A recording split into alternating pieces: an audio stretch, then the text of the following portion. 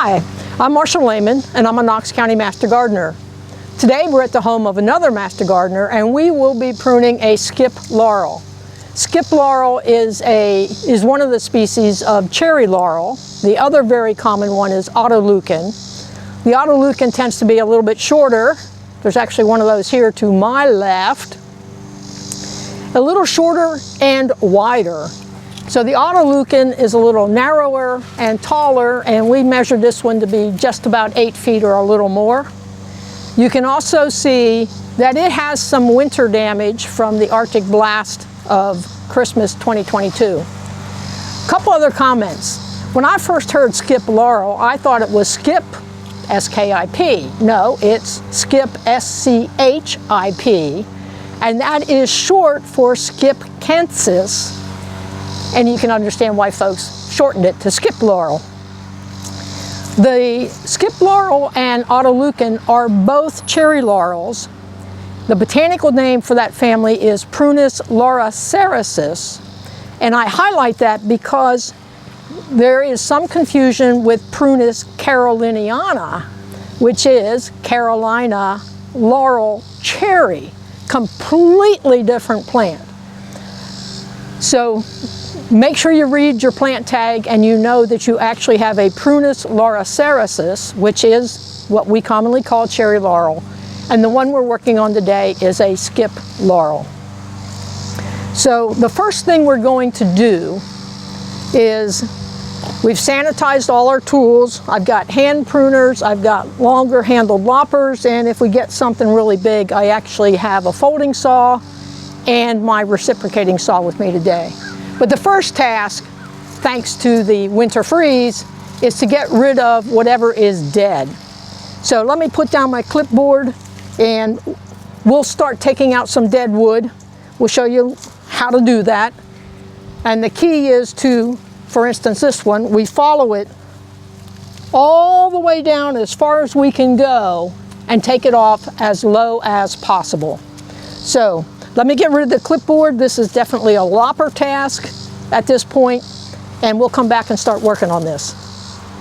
Okay, so I highlighted that we were going to start with this one, and what you may find is you'll go as low as you can possibly go now, and as you clean out some more, you may have to make a second cleaning up cut.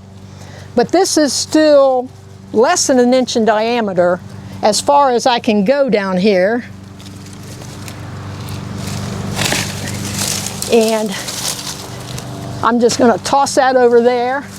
And now that I opened that up, I see another dead one in here. And I'm going to take this one out in pieces because it does have a fork in it. And sometimes it's just easiest to start with what is right next to you. So here we come. Pull these apart. Say that looked like it had green on it, but when I pull it apart, this side of the branch is dead.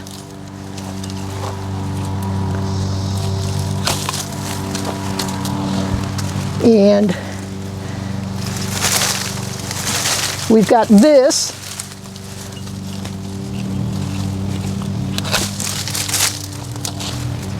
And coming around, I can follow that pretty far down in. But sometimes you just can't get your long-handled loppers in as far as you want, in which case I'll pull out the short-handled ones, but right now we're still doing pretty well. And all of this is dead. I'm going to take this off in pieces because it does exceed the capacity. It exceeds the capacity of my loppers, so I'll take it off as low as I can with loppers. And I'll move back in here. Again, as low as I can go. So we're going to pause the camera. We'll take out some more of this dead stuff and then come back and show you what it looks like when we have all the dead stuff out, and then we can actually do a little bit of shaping on this shrub. As you can see, this looks quite different. We don't have all of the dead out yet, but we have a lot of it out.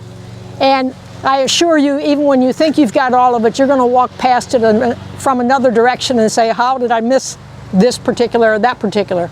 But we've taken out the big dead stuff using mostly loppers, and there was one sizable cut that actually required the folding saw. So you can see, if I walk back behind here, you can now actually see through this laurel. What we have left to do is to clean up some of the really little stuff. And sometimes on the really fine stuff, you can just break it off and you can hear it crack. Sometimes. I could hear it. You may not hear it on the camera. But we're going to come in now. Wow, there was a good one. We're going to come in now with the hand pruners and clean up little things. And there was another one that caught my attention. This comes from the center and wants to grow out here. This is the type of thing we're going to take off because we don't want things growing into the center or coming from the center out and crossing, rubbing, and creating a future point of damage. So we're going to come in now and clean up the little stuff. We'll be pulling branches around, but they can take that. And then, well, that one snapped. Yeah, so we've got lots of little stuff. This is all less than 1/4 of an inch in diameter. So we'll be looking in the center, that broke off, and walking around the outside, cleaning up the little stuff. We're past the lopper and handsaw stage. Just so you know, this is the pile of debris that we took out of that one skip laurel. Most of this is dead, and the little bit of green that you see is when we were doing, after we got all the dead stuff out, we then went back in and we did a little bit of thinning, particularly out of the middle, and that's what gives us a few sprigs of green. But for the most part, this is all dead material as a result of the Arctic blast at Christmas 22. We have finished all the fine tuning, and of course in the process of doing that, cleaned out the middle and found where we had made some cuts that we needed to go a little bit lower, hence the loppers. But we've really thinned this out. We were careful to make good pruning cuts, not cutting flush and into the branch collar. So it looks like there are a few little stubs, but most of those are okay. There's a couple that I might come back and clean up just a little bit more. But more importantly, we did not top this. The skip laurels get up to 10 feet, this one's at 8, so we did not top it. We've already taken off a fair amount of material. And then the other is we've cleaned out the center. It should get a lot of airflow and sunshine for the rest of the summer, which should help it recover from the freeze damage. We also, I would point out, if you can scan down to the base of the plant, we did not clean out any of this new growth at the bottom. We're going to give that some time to get established, and perhaps next spring pick and choose which ones get to stay and which ones go, depending on how the rest of the shrub has gone. Now, if your skip laurel had a whole lot more damage than what this one had, you may find it more convenient to you to just come in and cut it down fairly low. But you risk losing the plant. So if you're not willing to risk losing the plant, then you want to do the intensive cleanup that we did here in the video. But if you have mixed emotions about your skip laurel and you don't mind risking losing it, then next spring, don't do it in the summertime, next spring come in and cut it fairly low and see if it will regrow from that. Folks have had some success with that, but it's important that you do that as it's coming out of dormancy and not in the middle of summer.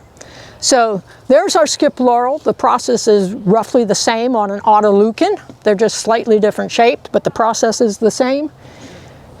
We hope you learned something today, and we thank you for joining us.